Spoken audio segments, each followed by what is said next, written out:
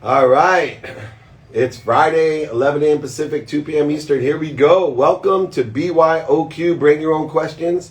I'll bring the answers. Remember, down there in the Q&A sections where you put your questions, I'm looking forward to answering those. Please watch the replay if you want to catch up or miss anything. Go ahead. It's on the playbook. Download it. You watch on YouTube. Email me if you want any guides for the byoq, my book for free. Go ahead and email me, david@dmeltzer.com. If you haven't joined my text community, please do. 949-298-2905. You'll get anything that you need. All right, let's get started. My favorite time of day. It's Q&A for the day. My boss never acknowledges how hard I work. How do I deal with that? Well, you're working for the wrong reason. Right? The acknowledgement of hard work, number one, is that you're not working hard. What makes your job so hard is what you should identify and learn to find the light, the love, and the lessons in what you perceive as being hard. Two, your boss will acknowledge what value you bring has no definition on you. We need to not vote for or worry about what other people acknowledge in us. We need to acknowledge and remember what value we're bringing. And the truth will come out, right? I promise you, you may or may not get a verbal acknowledgement. You may not get a financial acknowledgement, but sooner or later, the universe will acknowledge what you've learned, what you have within you, your energy. So first of all, there is no hard work. Find out why you think your work is hard. I believe in activity I get paid for, activity I don't get paid for. I find the light, the love, and the lessons in everything I do. I worry about people that tell me I work so hard. Okay, so what's so hard about your work? And let's fix that first so that you can enjoy it. The more you enjoy your work, the more you find the light, the love, and the lessons, the less acknowledgement you will need. You will acknowledge that you're expanding, growing, accelerating, learning all the different skills that you need from that job, all the knowledge that you're gaining and knowledge of people that you're gaining, and increasing your desire to enjoy the consistent, everyday, persistent pursuit of your potential, regardless of what your boss thinks. You will be rewarded. When you honor what you're doing, you will be promoted. When you honor who you're with, you will be promoted. When we honor, give attention and intention to what we want, it is promoted in our lives. When you're building your brand, what is the key to creating effective content? So when you are building your brand, detach your emotions from the outcome of how many followers or ambassadors that you have. Strictly try to continue to get better at communicating who you are as much as possible. I always tell people, when building your brand, if you're not annoying everyone that loves you, everyone that likes you, everyone that doesn't like you and hates you, you're not even close to the beginning of how much of your authentic, effective content you should be putting up there. You should be capturing who you are. So if you are the pimple popper, then you should be capturing as much pimple popping as you can. Right? If you're the nail polish person, then you should be capturing as much nail polish and continually putting that up as a strong frequency. You are like a radio tower, and that signal can continue to go farther and farther, wider and wider to many different stations. And the clearer you have that message, the more that you do it, the more people it will resonate with. I don't care if you have 100 million followers. That is a peanut compared to the 4.4 billion people that are available to you and growing every single day. I want to work more autonomously, but I feel like I'm being micromanaged. How to change this? First of all, micromanagement. I hear this all the time. I had an anti-agent one time, and he complained to my business partner, oh, he's micromanaging me. No, I care. I'm actually trying to improve you. Right? I don't understand people that are worried about being micromanaged. So what I would do is be grateful that someone cares enough to care what you're doing and ask them for their help. Ask them what they're looking for. Ask them what they're trying to get you to learn. And suggest to them, if you feel they're micromanaging them, it'd be easier if maybe you did this yourself. Right? Both of us spending the exact same time on something that I know how to do. So he may have concerns or she may have concerns of your capabilities. Ask why you're getting so much attention. Find out why, what attention and intention means to you. I take it as a compliment when people care a lot about me. I take it as a compliment when people give me that type of attention. And if I was an employee, I'd worry about nobody caring what I'm doing. That's a bad sign. So take it as a compliment. Find out why and what you're supposed to be learning about why you feel like you're being micromanaged. I think you're being loved. I want to, sorry about that. How can I be more efficient? Very broad question, but in order to be efficient, we need to look at time and try to find systems that provide for efficiency. So the way that I do it is I look to see, what do I do every year, every month, every week, every day, every hour, every minute, maybe even every moment, every second. But what do I do consistently, and where can I find 4 minutes in it? I try to save 4 minutes in everything that I do into that continuum of time. Why? Because if I can save in efficient time, 4 minutes a day, it equals 24 hours a year. 3 full days of productivity a year, just by trying to seek 4 minutes in everything that I do of efficiency. But I start with the things that I do most every day. I started with brushing my teeth, flossing my teeth, and taking Listerine shot. And I realized that in the morning when I brushed my teeth, flossed my teeth, and took my shot to Listerine, I would daydream and I'd forget that I did this side, and I spend literally 6 minutes doing that. And when I got focused, when I paid attention and give attention to saving time in something that I do at least once a day, sometimes twice a day, I then saved 4 minutes. I put a clock up and said, can I do this, brush my teeth, floss my teeth, and take my Listerine in 2 minutes? Just from being efficient and focused and brushing my teeth, flossing my teeth, and taking Listerine, I saved 3 full days of productivity. 3 full days that I can spend with my family, that I can make money, have activity I get paid for. 3 full days I could volunteer to help other people and change other people's lives. 3 full days. You know how many hours of training? That's 24 trainings a year that I'm capable of doing because I brush, floss my teeth in the right way. I found efficiencies in it. Think about that. The second thing I found, all of a sudden I got the whole year. And everyone thinks you're so great and abundant and philanthropic for giving your time to help others. Meanwhile, in order to find that time, all I did was brush, floss my teeth, and took Listerine with focus. Find those efficiencies. Start with the things that you do the most and work your way out, but keep searching for 4 minutes. I'm going to give everybody 2 weeks vacation right now. On average, people take about 80 hours a year. 80 hours a year they spend. 80 hours a year you spend looking for things that you lost, looking for things you don't know where it is. Most commonly, it's your wallet, your phone, and your keys. So today is the day that you start a habit of putting your keys, your wallet, and your phone always in the same spot. And I just gave you full 2 weeks of productivity back.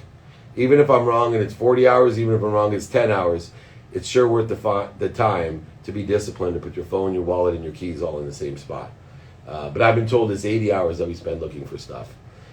I get anxious making phone calls. How do I get better at it? Number 1, practice. Number 1, practice making phone calls. 2, determine why and what happens when you make a phone call. The first thing that happens when you make a phone call is either somebody answers or somebody doesn't. 80% of the time, somebody doesn't. Therefore, if we're going to practice making phone calls, we should practice doing what people do when they don't answer. And let me give you a little tip. If somebody doesn't answer, there's only one thing that you want to do, unless it's your mother-in-law. Do you know what that is? You want them to call you back. So don't sell on the phone. Don't explain on the phone. Don't tell a story on the phone. Don't waste people's time. Simply, with the highest statistical success, when you call, 80% of the time they don't answer, just leave a message that will be stimulating interest to call you back. Nothing more. Do not sell features and benefits. Do not look for credibility. Do not tell a story. Do not leave a message.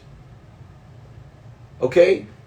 80% of the time. The other 20% of the time, practice that as well. Somebody's answers. Now what do we want to do? We want to transition that interest into a shared vision. We want to either set up another call, send collateral, or actually have a sales call, whatever it may be, or just have a conversation to unwind. But whatever your objective is, it's your decision. But the first step is to realize 80% of the time people don't answer, 20% of the time they do. If they don't answer, unless it's your mother-in-law, it means get them to call you back. If they do answer, it's to stimulate interest, transition interest, and share a vision. Okay, hi, I have a question about asking for what you want.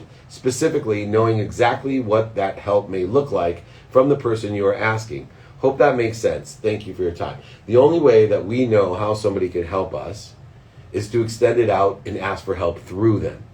So the easiest way is to, number one, ask open-ended questions of what they do today, what they like about it, what they don't like about it. Give them leading questions on how you could be of service or value. Would it help you if I cleaned your car? Would it help you if my youngest daughter babysat for you? Would it help you if I gave you a loan at 8% interest? Whatever it may be, you need to ask them. But moreover, to simply ask for help, all I do is say, do you know anyone that can help me? I'm looking for someone that can wash my car, babysit, or give me a loan for 8%, whatever it may be.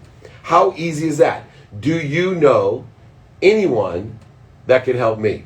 I don't even have to ask questions about what they have as capabilities, skills, knowledge, or desire. I don't have to, because I know on average everybody knows about 1,000 people, and you can't out-ask the universe. And if you ask somebody for help, you become an investment of that person. They're going to continue to want to help you. They're going to go ahead and attach their own credibility to you because they've given you help. It's an extraordinary thing. I learned in Ben Franklin's autobiography, the best thing you can do is ask for help. And the best way to ask for help, do you know anyone that can help me? I meditated, then wrote and posted on my blog. I felt amazing, then let it go, and didn't think about it to live the rest of my day. Just keep doing that every day. So remember, 2 minutes a day, 20 minutes a day is worth more than 2 hours or 20 hours on a Saturday.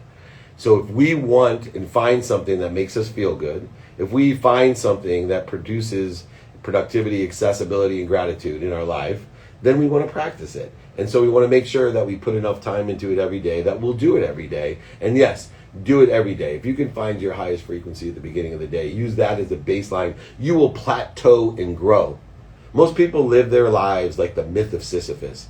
That hard work question, remember? Talk about it. Sisyphus, that hard work, pushing the boulder to the top of the hill every day, just to have it roll down to the bottom the next day.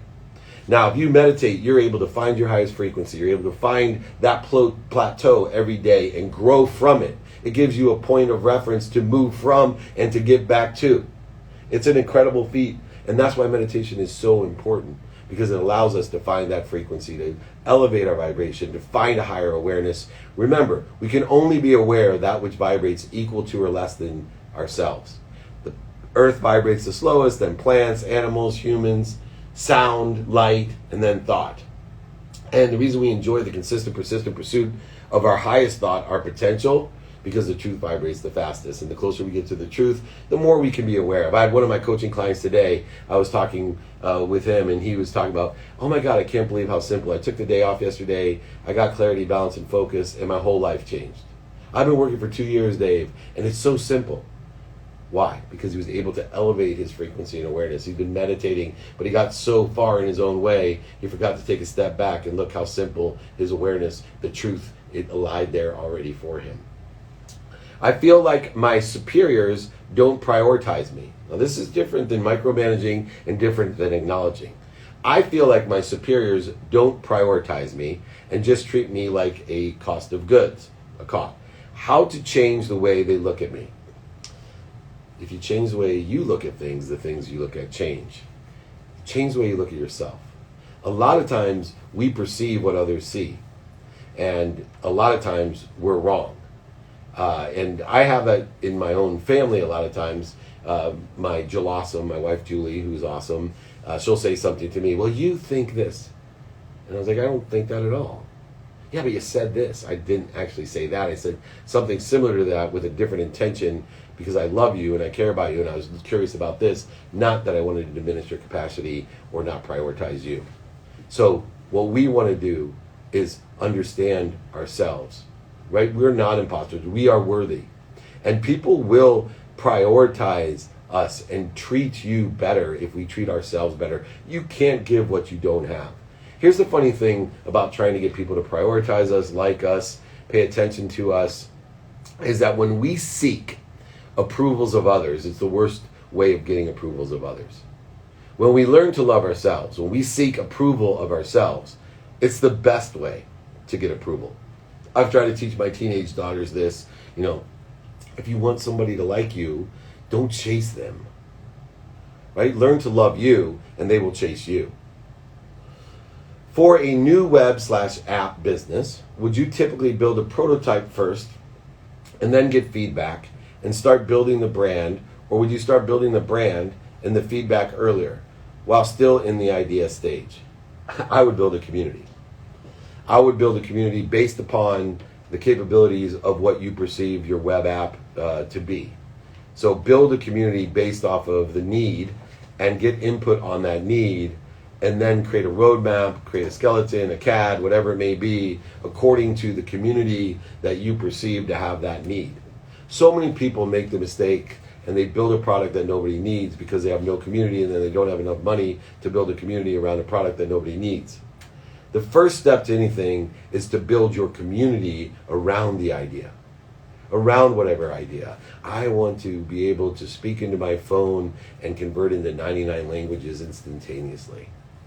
And so I go ahead and build a community, build content about how nice would it be if we had artificial intelligence that would change not only what I said into another language, but take my intonation and my connotation and be able to visually and verbally change that to somebody automatically.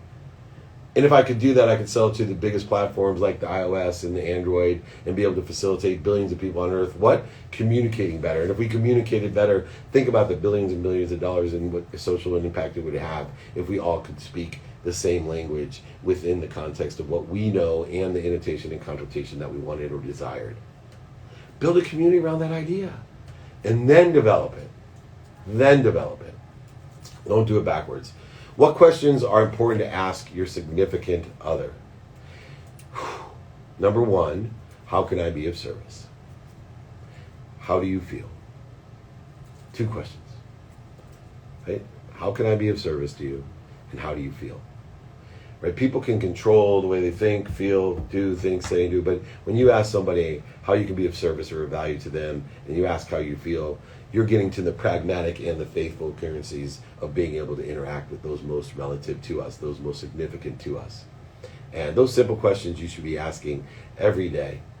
Is there anything I can do for you? How can I be of service? Whatever it comes out of your mouth. And then 2, how do you feel?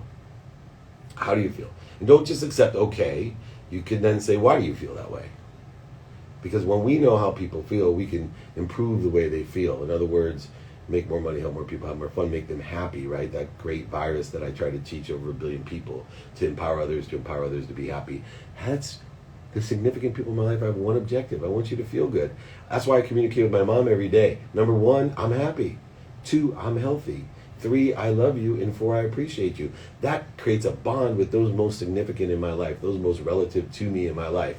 I'm happy, healthy, I love you, and appreciate you. Let's make sure we know how we feel and how we can be of service to make sure that all 4 of those are true. What inspires you to continue to get 1% better every day? A minimum of 1%. I hate limiting myself. My potential, the idea that I am connected to, I'm an expression of genius. I'm not a genius at all. I'm an expression of genius. I'm an expression of that which I'm connected to. This unbelievable source of power, light, love, lessons. I'm connected to something that's so extraordinary. And what inspires me is that I want to learn how to access that power with a clearer connection and allow it to come through me with appreciation, with gratitude, and my own values added to it, so that I can do the same to that which is connected to me. Every person in place that's connected to me, it can come through me. So if I can harness what already exists, this extraordinary power, and add my own value to it and give it away without dissipating or diluting that power, that's what inspires me to expand, accelerate, and grow for the benefit of others, to make more money, help more people, and have more fun. In other words, to be happy and to spread that happiness. People that are happy don't get sick. They don't attack other people. They live in abundance. They have more than enough of everything for everyone. Happiness strengthens you emotionally, physically, mentally, spiritually, financially. Happiness actually will strengthen your immune system, so it'll actually protect us against other viruses. Extraordinary thing, happiness. And that's what I do this for, to help all of you make more money, help more people, and have more fun, and to be happy. What are some tips to communicate more skillfully, as I slur my words for everyone? Number 1 is practice. Remember, it's not what you say, it's what you hear. So one of the tips of communicating skillfully is to learn open-ended questions learn leading or closed-ended questions, and learn how to summarize. One of the things about listening is far more important, obviously, with those three components than speaking. And when you learn open-ended, closed-ended questions in summary, it'll be a test of what kind of listener you are. Now, there's three kind of listeners, by the way. There's the one that I was when I was a kid. I was an interrupter, which meant I didn't really care what you said. I just interrupted and told you what I wanted to tell you. Then I got older and a little bit more diplomatic and clever and manipulative, and I learned to be what was called a waiter. So what I would do is you would talk, and I'd pretend like I was listening, and I'd just wait to tell you what I wanted to tell you. A little bit more diplomatic. And then I learned to be more interested than interesting. I learned to ask open-ended questions, to gather information, and then utilize and process that information with closed-ended questions to lead you to the value and service that I could provide that's aligned with the values and service that you have, and create that synergy. And then, as I got even older, so I'm 52, which is old, when I got even older, I learned one thing: to summarize. Why? Because so many times, like we said earlier, I didn't understand what people heard. In my mind, it was really clear what I was saying, but in my 17-year-old's mind, it certainly wasn't. In my wife's mind, my 10-year-old's mind, my family's mind, my friend's mind, my associate's mind, my employee's mind, my neighbor's mind, wasn't even close to clear until I learned that third component of being more interested than interesting: summary. So what I hear you're telling me is, let me summarize this. Right? I'll even do it in writing. Some people say, can I put that in writing? Why? Not that I don't trust you, but I want to remember what I promised to do, because I want to be a promise keeper. And in order to do that, I have to summarize and create a bond, a synergy between you and I, that you actually heard what I was trying to say. Not just the words, but the intent of what I was saying. You able to regurgitate what that communication was. That's how. Don't be an interrupter. Don't be a waiter. Be more interested than interesting. Trust me. Best piece of advice I got since I was 18 years old. Beautiful advice from my older brother. Good morning. Good morning, Jackie. I know it's very, very dark there in New Zealand. Welcome from Bay of Plenty, New Zealand. Happy to be here, David. Thank you. How can people avoid getting burnt out? Okay. First of all, people that are burnt out are not utilizing the source correctly. People that are burnt out, they are not taking vacation every day. People that are burnt out are not lowering the bar and doing things in the enjoyment of the consistent, persistent pursuit of their potential. People that are getting burnt out are creating too much shade on the light. The light's gone out because you created interference, void, shortages, and obstacles through the practice of ending fear. You can open that back up. If you take inventory of your values, if you ask and attract those questions that I said, and not only how you can be of service, but do you know anyone that can help me? If you're a student of your calendar, utilizing the mathematical equation of luck, what I pay attention to, what I give intention to equals the coincidences I want, with the lenses of productivity, of how much value you're going to provide, a lens of accessibility, of how accessible you are to others, and how you're receiving. How are you accessing what you want? And most importantly, a lens of gratitude. A lens where you're seeking the light, the love, and the lessons, not the darkness and the burnt outness of your life, not every once a week, but every single day. And then if you're doing things now, right, the difference between people that do things now and people that don't is 100% of the successful people in the world get things done. The only way to get things done is to do it now, because 100% of the things you do now get done. You hear me? And then last, if you practice ending fear, you are constantly trying to clear the connection, so it's impossible for the light to go out. It's impossible for you to burn out. When you're constantly trying to enjoy the consistent, persistent pursuit of your potential by clearing the interference, clearing the voids, clearing the shortages, you're just letting more light in every single day. I vacation every single day. I have a wind down routine so that I physically get enough rest that I need, that I emotionally and spiritually get inspired and clear that connection, not only when I'm awake consciously through the activities I get paid for and the activities I don't get paid for, from studying what I have planned, what I don't have planned in my sleep, but more importantly, even when I'm sleeping. I'm connected unconsciously, subconsciously. Wow, I'm connected with a clear connection. There is no burnout. That's, you've got to understand, there's a difference between motivation. Right? Fear will motivate you. A ton of things will motivate you. Motivation will get you up and get you back up. Motivation will get you started and get you back started. Started back up. But you got to learn to transition that, because fear as a motivator, for example, will suck your soul and burn you out. But if all you're using is motivation to get up and get back up, get started and get restarted, and then transition that into the focus of enjoying the consistent, persistent pursuit of your potential by clearing the interferences, voids, and shortages, you'll never burn out. You'll lighten and brighten up, which will allow you to lighten and brighten up others, liberate others to do the same. This is what we're talking about, empowerment. Do not burn out. You don't need to take 6 weeks off. If you do, you're doing it wrong. 2 minutes a day is worth more than 2 hours on a Saturday. Vacation every day of your life. Oh, sorry, you got me fired up on that one. When is the best time to meditate, and what is the best tip for successful meditation? Number one, the best time to meditate is when you can meditate, because the best tip in meditation is to do it every day, to practice it every day. It's just like golf. You're not going to be able to, draw a ball to the green your first time playing, right? It's a practice of quietness. And just to understand what that means, to practice quietness is difficult because you're always getting interferences, voices and chatter and all these different things that occur. And you're like, what the heck is this? Why do I feel so uncomfortable holding the club this way? Exactly. So the best tip in meditation is to find a time that allows you to do it every day, and do it every day. And keep on practicing, keep on striving to get better and more clear and more quiet. Be able to find your center, your peace, to be able to be in the flow. It lessens the interference. It gives you a baseline, a higher frequency. It raises your vibration, which raises your awareness. In a practical sense, it'll allow you to know when to buy or sell. Which, by the way, if you want a skill over the next 24 months, learn to buy or sell. Learn to find out through mentorship, through experience, through history. I promise you, there's going to be margins of millionaires made. The light, the love, and the lesson will be fine. Learn to see when things are oversold and buy them. Learn to see when they're overbought and sell them. This is a key. This is where the pragmatic world comes in and blends with the faith. You got to be able to ask for help and have the humility to realize that this is historical in the context that human nature never changes. You can learn to do this. Go ahead, reach out to me, right? I have private group that I'm starting up on this buy or sell. We got, of course, one-on-one help, but this is where real money is made.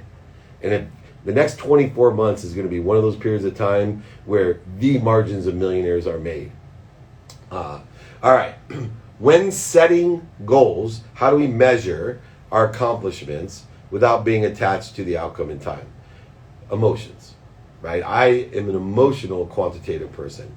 So I go off of not the size of my bank account or what other people care about or vote for me. I care about how I feel.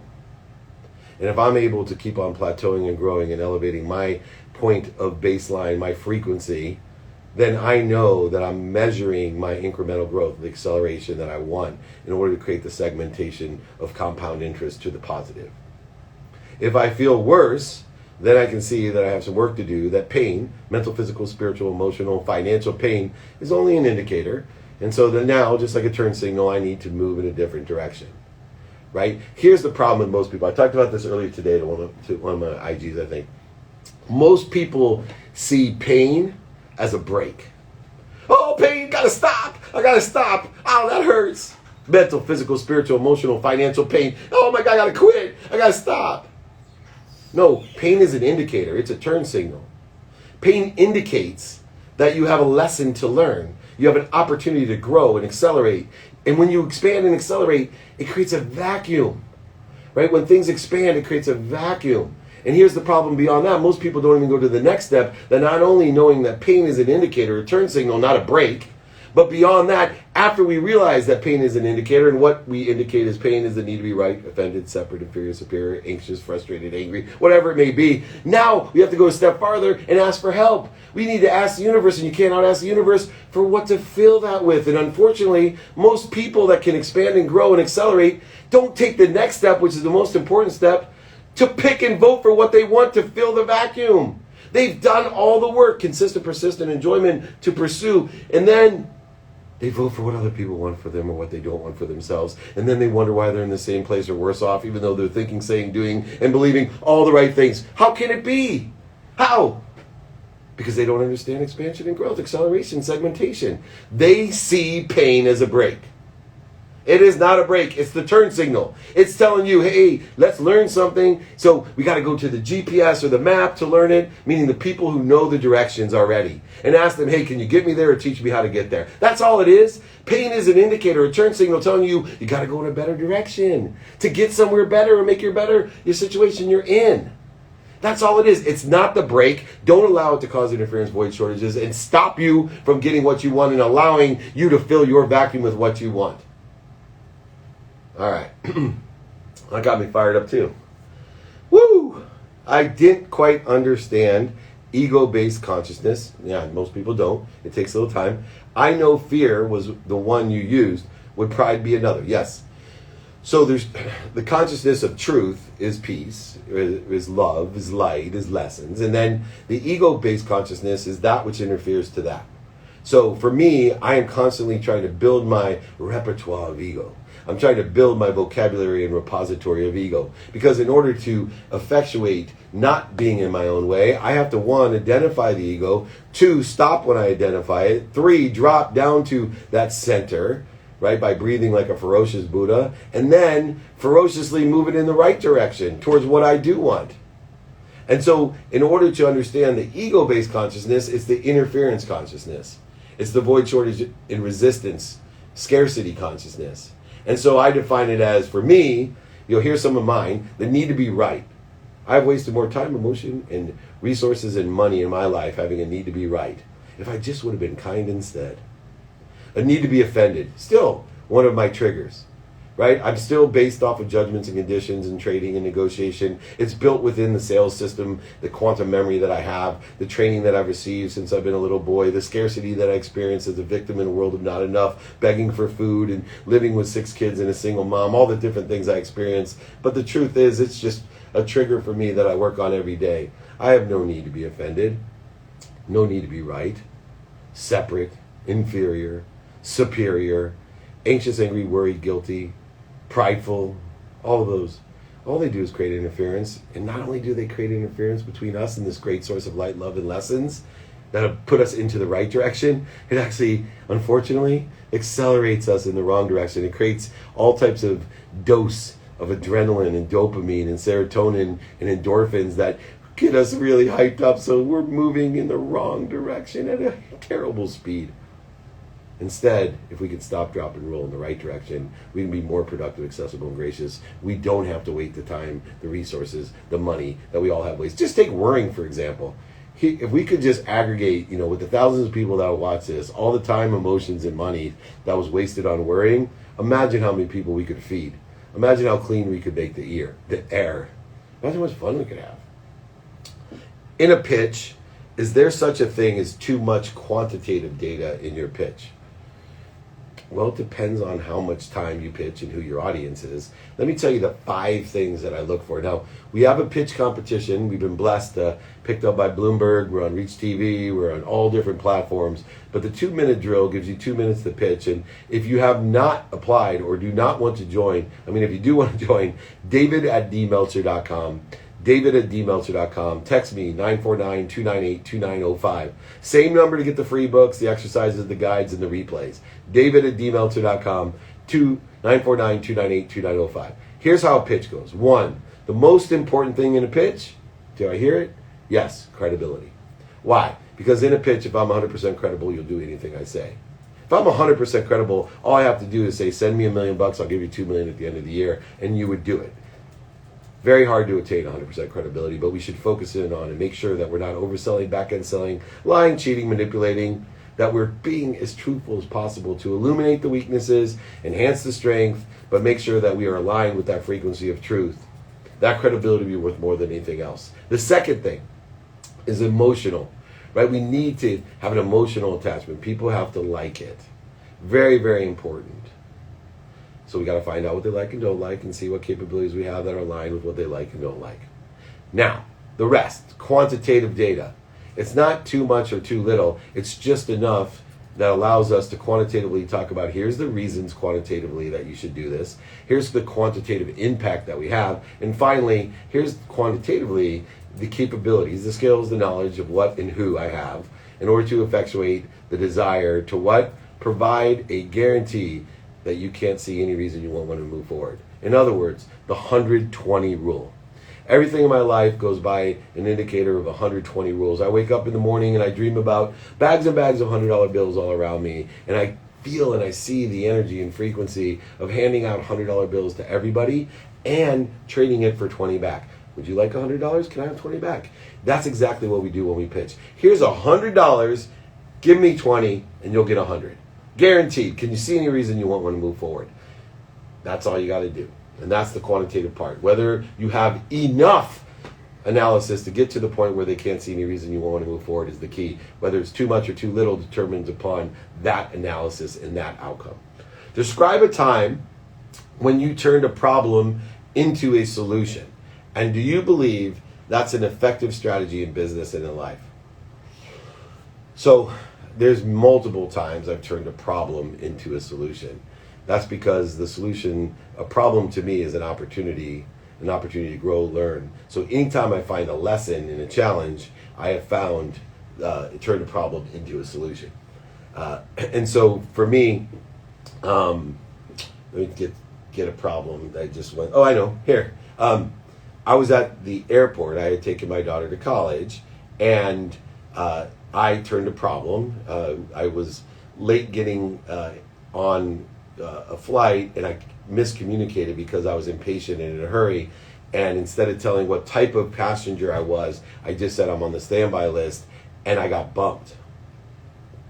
And I was with my wife, and we were coming home, and I wanted to see my son, and I wanted to be home. I immediately looked for the light, the love, and the lessons, and I thought to myself, okay, what airports can I fly into, and who can pick me up, and what value could I have with the conversation of that person picking me up? And I picked one of my favorite employees who I knew lived by another airport that was just 30 minutes farther away. And I called and asked, hey, would you like to spend an hour with me? Because I'm going to switch flights, and I'd love to spend an hour. People find great value in one-on-one coaching.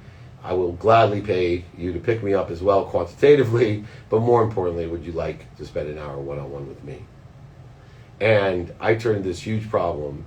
My wife immediately is like, I'm so sorry, because she had to go to the bathroom, she made me late. And the old David Meltzer would have attacked her, blamed her, shame, blame, justification, ruined my whole night. Instead, I simply found the light, the love, and the lessons in it, immediately switched flights.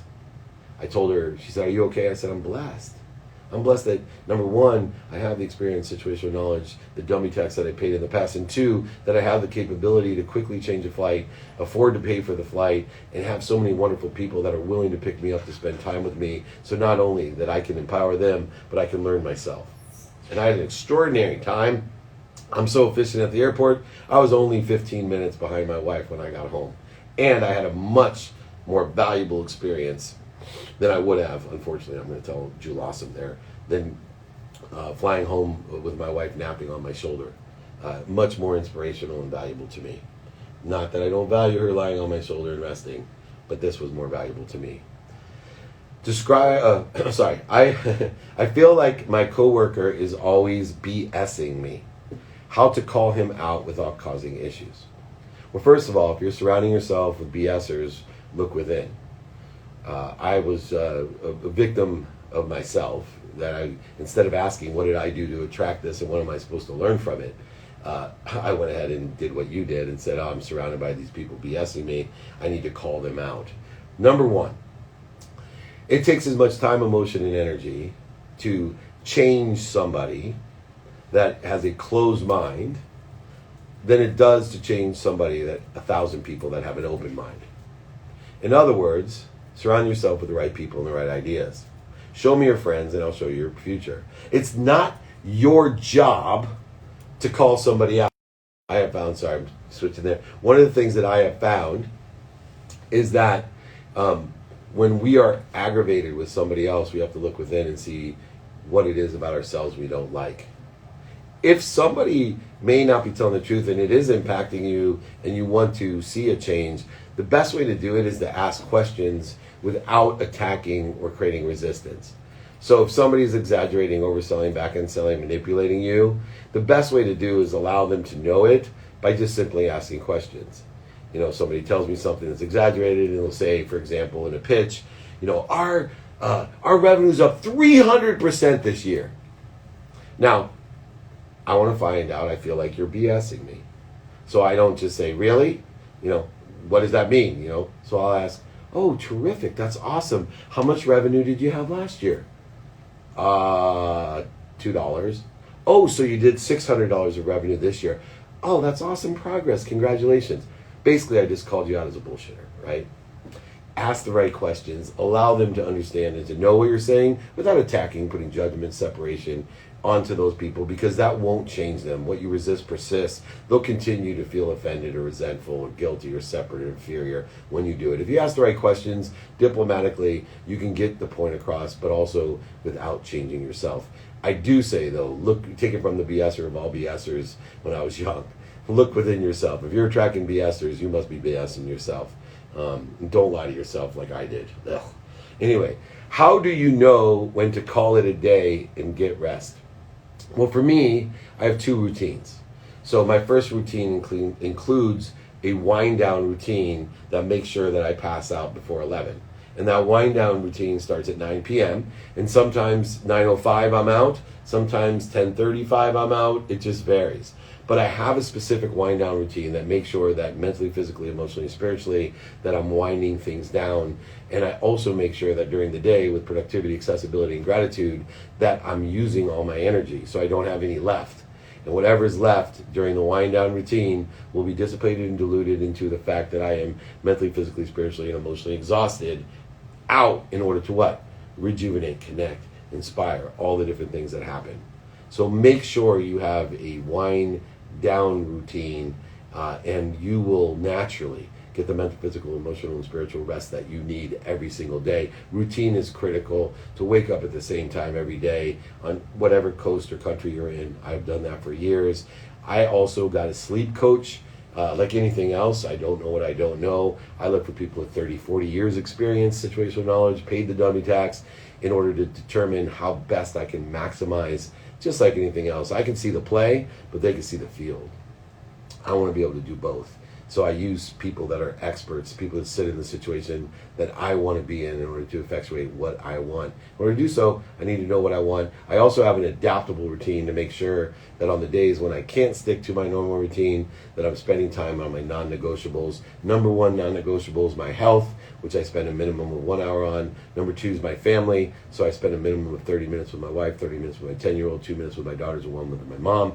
And last non-negotiable is studying, paying attention to, giving intention to the coincidences I want. That's right, the mathematical equation of luck. It rears its ugly head again in order to create the luck that I have, and I do that as a non-negotiable. Number 1 non-negotiable is I study my calendar, what I plan, what I don't have planned, and sleep once again with the lens of productivity, accessibility, and gratitude. All beautiful. All will help you expand, grow, create the vacuum, and fill it with what you want. How did you learn to love selling legal research online? And who and what taught you how to learn to love it? I learned to find the light, the love, and the lessons in everything. And selling legal research online, because I valued making money, because I wanted to buy my mom a house and a car, I, for the first time, determined that no matter what it was going to take, whether it was shoveling poo-poo with my hands 12 hours a day, 6 days a week to buy my mom a house and a car, I was going to learn to love that. I was lucky. Selling legal research online was much easier than hand shoveling poo. But moreover, I learned that it's very valuable not to love everything you do, because there's a percentage of suck in everything. And I learned this later when I ran Lee Steinberg Sports and Entertainment, most notable sports agency in the world. I was surrounded by the celebrities, athletes, entertainers. I had access to the Super Bowl, Pro Bowl, Masters, Kentucky Derby, award shows like the ESPYs, Emmys, Oscars, Grammys. And everybody wanted to be all these people and wanted to be at all these places. And the same amount of percentage sucked about those people and sucked about those places as any other time in my life. They were just different. The only difference, too, is that the common denominator, that they have the ability to find the light, the love, and the lessons in everything they do, which allowed them to have a spirit of excellence, to have a must-be-what-they-can-be attitude, and manifest some great things beyond the suck. And that's what finding the light, love, and lessons in selling legal research was it allows me to do great things beyond the suck, because the suck will always be present.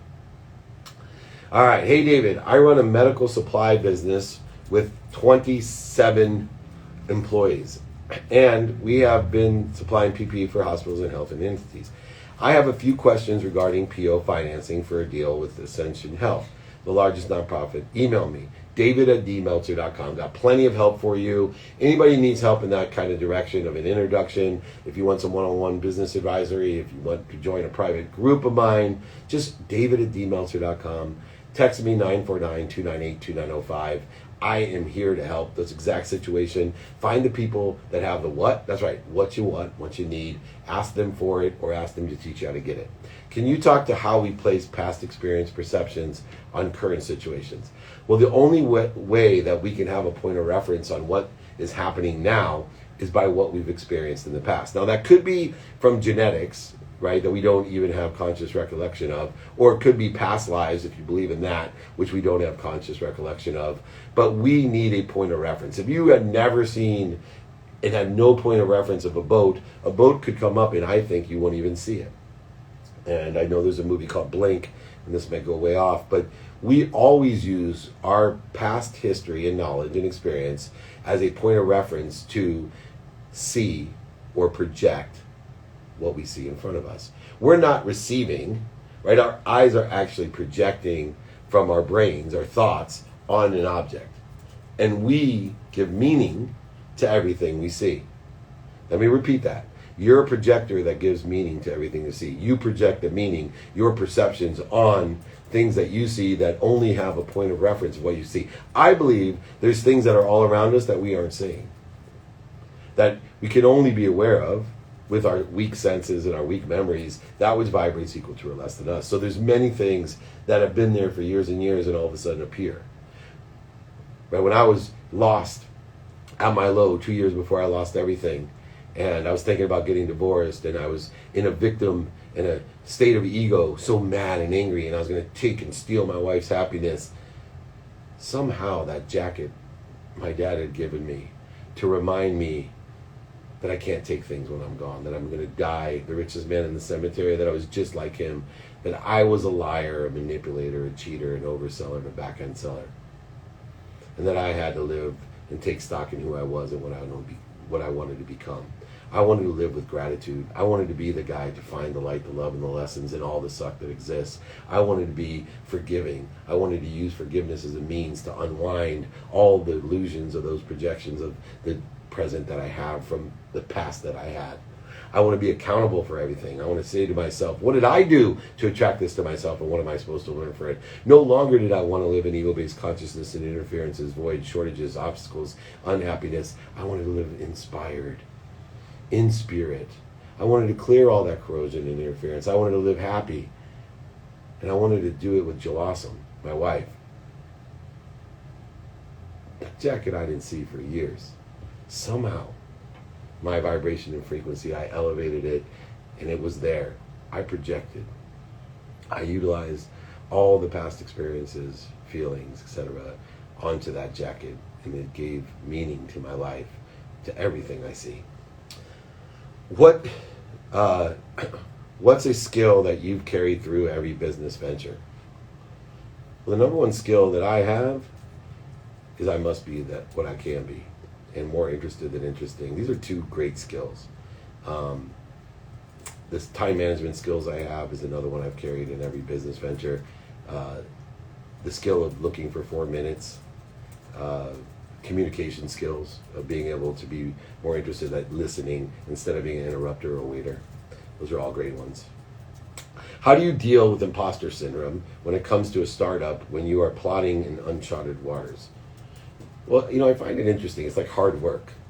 Who here is not charting in uncharted waters? Because please email me at david@dmeltzer.com or text me at 949-298-2905 if you are not charting in uncharted waters, because that means you know what's going to happen tomorrow or the next day or a year from now, and we don't. So the imposter syndrome stems from you not taking inventory of your values.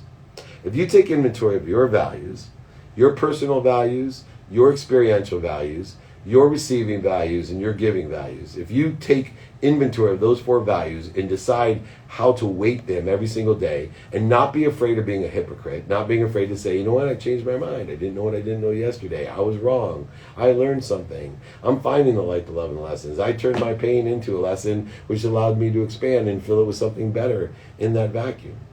If you do that, you won't feel like an imposter because you'll know who you are. You'll have your identity.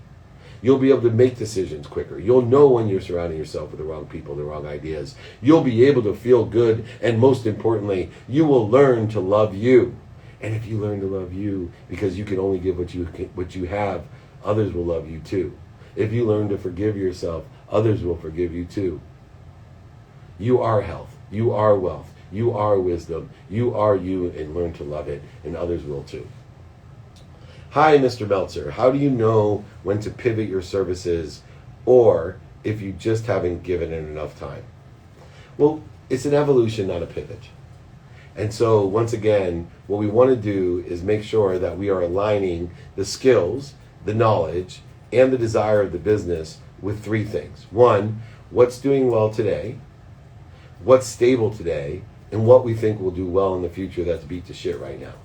And if you can align your capabilities of your business, you will continue to adjust and evolve.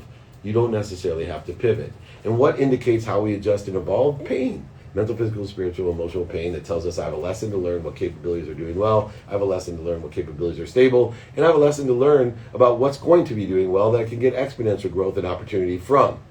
But we don't do that unless we understand what those capabilities are, the skills of our business, the knowledge of our business, not only what knowledge it has, but who it knows, and also the desire of the business to stay in business and to exponentially grow, to have incredible enjoyment of consistent, persistent behavior, while what? Blending it with patience, allowing things to happen. Not saying that we don't have goals. I am fierce and ferocious in my goals, but I am a Buddha in allowing it to happen. Having trust and faith in the efforts that I take and the values that I have in order to effectuate it happen rapidly and accurately without me creating resistance, voids, and shortages. There are no gatekeepers. There are no blockers in what I do. There's only sponsors and power sponsors. There's only people that I can be of service and of value to, and that can be of service or value to me. Gigi, what is the best way to make people collaborate? First of all, we don't make people do anything. What we want to do is inspire people to collaborate. And the best way to do that is to raise their awareness of the similarities and the cohesiveness of their values. Meaning that my superpowers may be your weakness. And move to a different place, your weakness may be my superpower. My wife and I have absolutely different superpowers. And without a doubt, together, collaborating, we are so much, right? It's 1 + 1 = 3 when it comes to being Awesome. Right? That's exactly how I feel. And you can do the same. So I think by raising people's awareness of what each other's superpowers are and how they complement one another's, it will encourage and inspire them to collaborate. How to build your correct audience for your brand. You don't build the correct audience, it builds you, it attracts to you. What we want to practice on is creating as much content as we can, capturing it, modifying it for all the different platforms out there, person, email, phone, radio, print, TV, social media, capturing it, modifying it for it, amplifying it correctly with the right frequency and vibration in order to perpetuate it so that it continues to be a bug light for you, a repository for you that just keeps sucking in more and more people with like frequency to listen and resonate and to inspire and grow with. That's how your audience is built. You also do not attach to the audience. Do not count the audience. It's just like counting other people's money. Don't count other people's money, right? Don't count your audience. Look to inspire people. Look, for 2 ambassadors a year. Just focusing on 2 people a year that will get you 2 more people to love you and see your frequency and awareness. And they'll get 2 more. And pretty soon, in 20 years, 2 million people are getting 2 million people. And it may not take 20 years. Right? Not only may you get the exponential growth and compound interest, but because you do things more efficiently, effectively, with statistical success, you'll compress that acceleration. So maybe in year 1 you get 2, in year 11 months later you get 4, and 10 months later you get 8. So in 20 of those segments, which may be every week, you may be getting 2 million people getting 2 million people. Remember, All of these things, David at dmeltzer.com, 949-298-2905. Get my books, get my exercises, guides, sign up for the pitch competition, ask me for help, whatever you need, reach out, David at dmeltzer.com, 949-298-2905. I want to start my consultant business from Bob's training on a full-time basis, but not getting enough clients. Bob Proctor. So if you're not getting enough clients, keep with it. Get stuck getting stuck. That means you're growing. When you're stuck in a pair of shoes, it means because your feet are too big for the shoes that you're in. Your feet are too big for the shoes that you are in. Get better at what you do. Keep practicing what you do. Allow it to happen. It will happen. So you have to dive deeper, go deeper into what Bob taught you, and the clients will come. I don't understand what not enough clients are. Just focus in on one client. Sell through people. When you have satisfied clients, they will get you other satisfied clients. I never sell to anyone. I sell through them. And I do. I will make sure that let me empower you to empower others to empower others. So sell through your clients. Make sure that you are practiced. Ask questions. Ask for help. If things aren't working, go back to Bob and say, hey, Bob, why isn't this working? Last question, my friends. Remember, every Friday, next Friday is the pitch competition. Come watch people pitch. We have got so much awareness on this. We are so excited about it. It's August 28th, next Friday. David at dmeltzer.com to join. David at dmeltzer.com, 949-298-2905. Watch the replays of these every Monday on the playbook. Please go to YouTube. It doesn't matter where it is. You can find it. It's all good. All right, last question. Here we go. How do you ask for advice from somebody stuck in their ego? Well, number one, why would you ask advice for someone stuck in your ego? And two, if you do ask advice, I would ask them about how to get unstuck or why they are stuck in their ego. We want to ask people for help that sit in a situation that we want to be in. We want to ask people help for their expertise and superpower. And so if there is someone that is not in a position to help you and not someone in a situation that you want to be in, then find somebody else to ask for help, or ask them, do you know anybody that can help me? And see if that reduces their ego and they say, yeah, me. So great questions today. This is byoq. Every Friday I am here. Go back and watch all the past. Go request help from me, guides, books, whatever you want. There's a free training course as well. I got all kinds of stuff for you. David at dmeltzer.com, 949-298-2905. Everybody have a wonderful, wonderful weekend. And remember, most importantly, be kind to your future self and do good deeds. Have a wonderful weekend. Thanks again.